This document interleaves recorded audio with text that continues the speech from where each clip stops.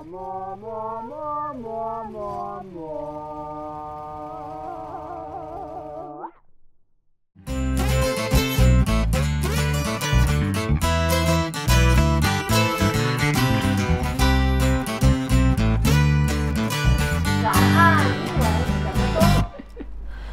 大家好，歡迎返嚟 All About Feeling 嘅 channel。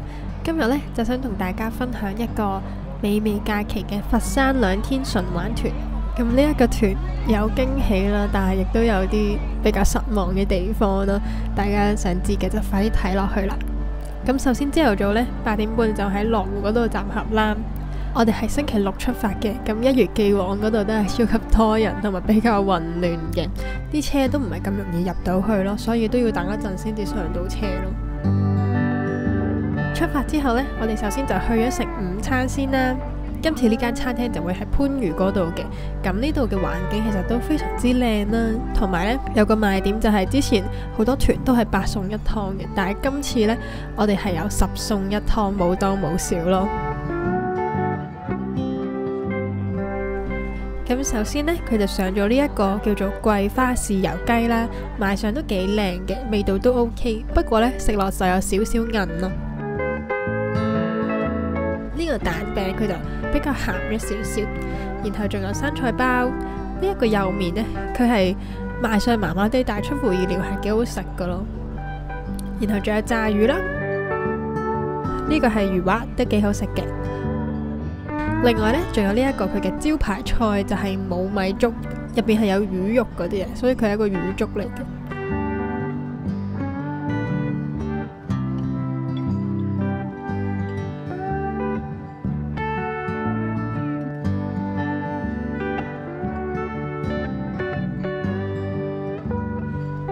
除此之外呢，嗰度嘅服務員亦都喺我哋入座嘅時候就 sell 我哋去買一啲其他嘅嘢啦。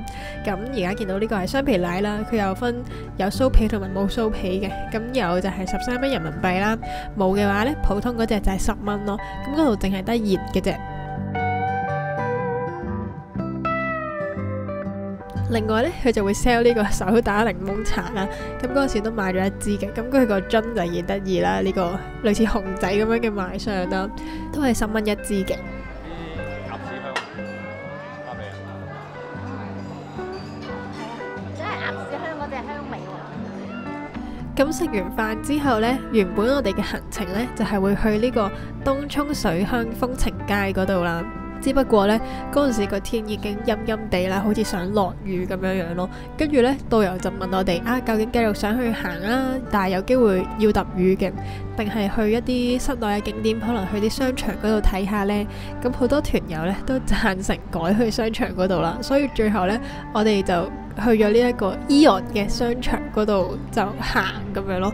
咁我覺得呢個商場都冇乜特別啦，就好似一般普通深圳會見到嘅嗰一啲商場咁樣咯。呢度又有啲服裝店啦，然後有啲賣電器、賣手機嘅鋪頭啦，然後喺地下嗰層行到去入啲呢，又有個 food court 仔咁樣啦，有好多唔同嘅餐廳，有沙利亞，然後有蜜雪冰城啊，然後同埋見到有希優咯，就係食 yogurt 嘅鋪頭啦。咁我都覺得幾好食嘅，大家去到嘅話都可以試下咯。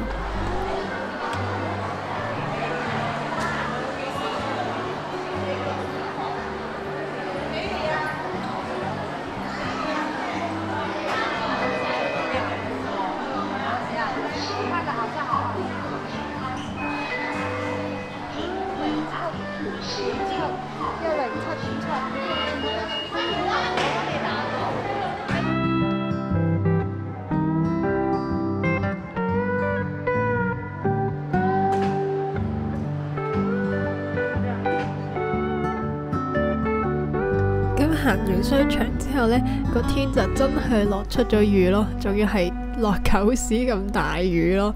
本來呢，我哋之後會有個景點就係去遊船啦，然後睇表演咯。咁佢號稱係用咗2.6億去打造嘅廣東首個沉浸式實景嘅表演咁樣啦。本身好期待去睇呢一個表演嘅，基本上報呢個團就係為咗睇呢個表演咯。但係佢因為落雨嘅關係，喺園區嗰邊同我哋講翻話係冇開，同埋係取消咗呢個表演咯，變相我哋就冇得去咯。咁呢個位係有少少失望嘅，雖然都冇辦法啦，因為真係天氣嘅問題。但係係咯，就本身好期待呢個，但係而家就冇得去咯。咁所以之後我哋就直接入去酒店嗰度入住啦，然之後就等夜晚再出去食晚飯咁樣咯。雖然呢個項目係取消咗啦，不過美美假期嗰度話都可以退翻錢俾我哋嘅，咁就係每人退翻60蚊啦。最後收導遊費嗰陣時就每人俾少60蚊，咁就 OK 咯。咁然之後我哋就返去酒店啦。今次呢，我哋就住呢個南海希爾頓寬朋酒店嘅。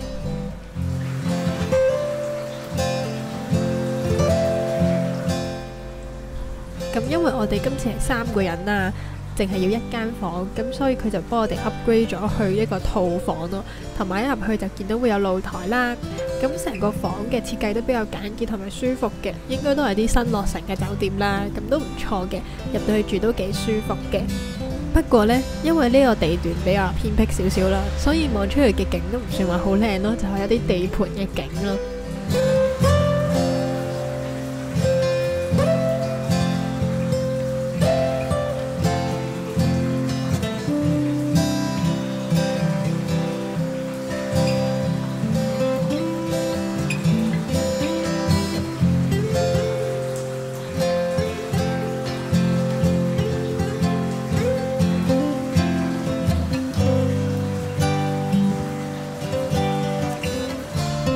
另外呢，呢度其實係智能家居嚟嘅，你可以去聲控佢，然之後就做各種嘅指令咁樣咯。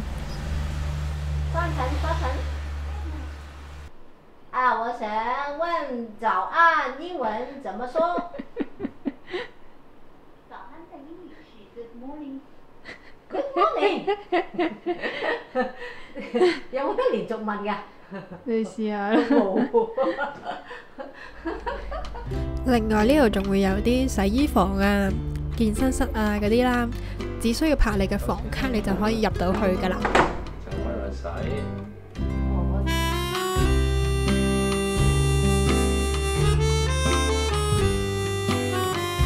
然之後呢，我哋就落咗去酒店附近嗰度兜一個圈啦。頭先都有講過，呢度嘅地段比較偏僻嘅，所以其實附近都冇乜嘢咯。就係有一間瑞幸咖啡啦，然後有麥當勞、有美宜街，同埋有一間超市仔咁樣咯。咁大家夜晚有需要嘅都可以去嗰度買下嘢食啦。不過嗰陣時我哋就係嗌美團，然後佢就會直接送到上去我哋嘅房門咯。導遊呢就話附近有啲 KTV 啊，亦都有得打麻雀嘅。酒店嗰邊就話係啲唔係咁正經嘅地方咯，所以大家如果真係想玩呢一啲嘅話，可能要自己打車去啲遠啲嘅地方先至有得玩咯。然之後呢，差唔多6點鐘嘅時候呢，我哋就上翻車，搭翻車去附近嘅餐廳嗰度食我哋嘅晚餐啦。咁我哋都冇得食酒店嘅自助晚餐嘅，夜晚都係圍餐啦。咁一開頭呢，就上咗呢一個湯啦，咁佢係清清地咁樣都幾好味嘅。另外呢，呢一度佢主打嘅應該係個水晶雞咯，我都覺得個水晶雞係幾好食嘅。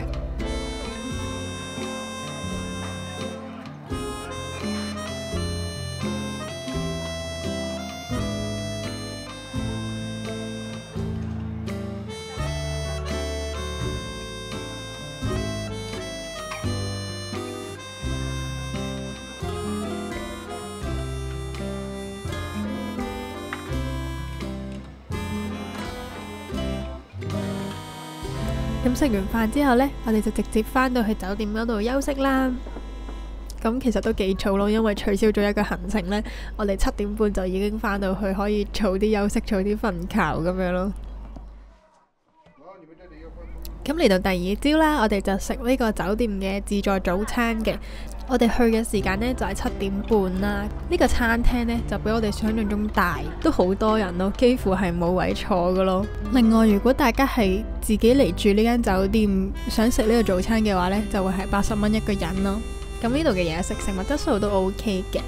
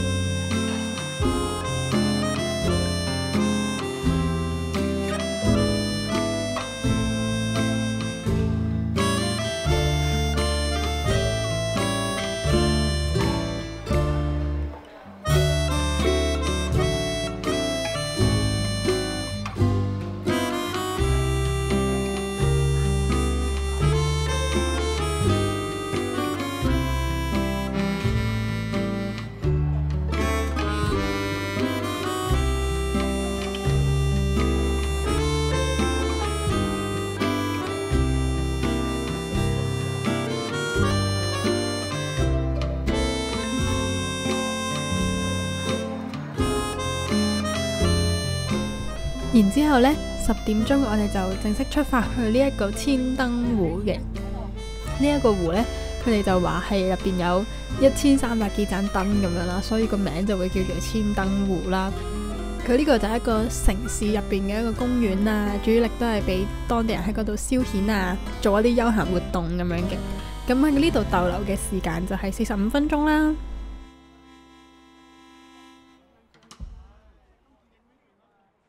行下嘅時候呢，我哋就見到有呢一隻水槍咯。咁佢都係要錢嘅，16.8人民幣玩3分鐘咯。咁其實都幾貴咯。咁但係佢可以寫啲咩呢？就係我哋見到再前啲呢，就有個位可以俾大家租一啲艇仔去玩啦。有啲係可以電動嘅，但係有啲就腳踏自己踩啦。咁主要就係喺呢一個湖上面遊一個圈咁樣咯。咁佢租船嘅價錢都係半個鐘咁樣計嘅。例如租一隻4人嘅電動船啦，咁佢嘅標準收費就係55蚊半個鐘，90蚊一個鐘咁樣咯。咁我哋因為逗留嘅時間唔係好耐啦，所以都唔夠時間玩，咁我哋都冇落去玩咯。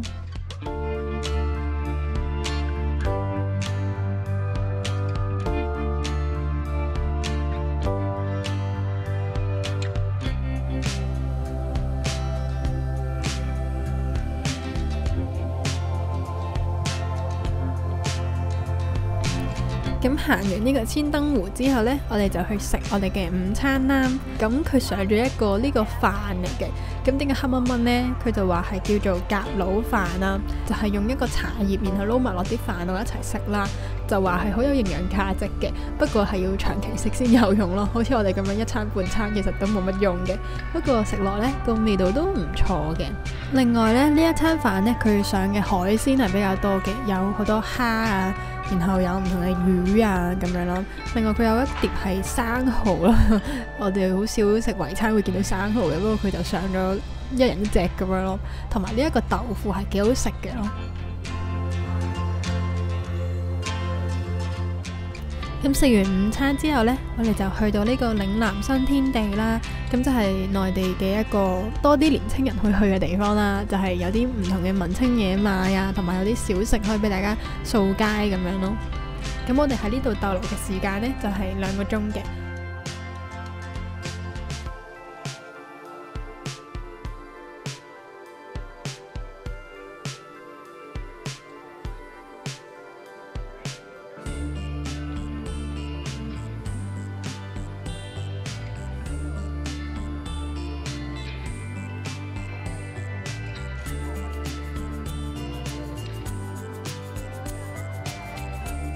咁我哋行下呢，就見到呢度有一個類似戲曲中心嘅地方啦，就係會定時上一啲戲曲咁樣咯，都幾得意啊！之前都未現場聽過做大戲咯，而且唔使錢㗎咯。如果大家有興趣嘅話呢，都可以去嗰度望下啦。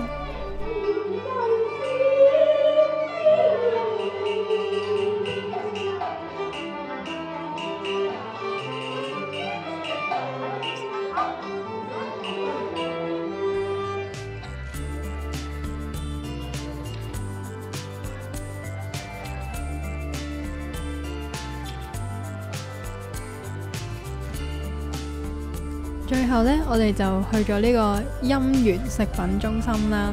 咁相信報過美美假期嘅團嘅人都一定會去過呢一度啦。主力就係聽佢講解，然之後買下手信咁樣咯。我哋去完呢度之後呢，都仲會有一餐晚餐食埋先至會走嘅。咁呢一間餐廳就係食一啲東北嘅粗糧啦，咁都普通啦，飽就 OK 咁樣咯。咁今日嘅分享就嚟到呢度啦。如果中意呢條片嘅話，記得 like、share 出去俾朋友仔睇，subscribe 呢個 channel， 有啲咩嘅都可以 comment 同我講。我哋下條片再見啦，拜拜。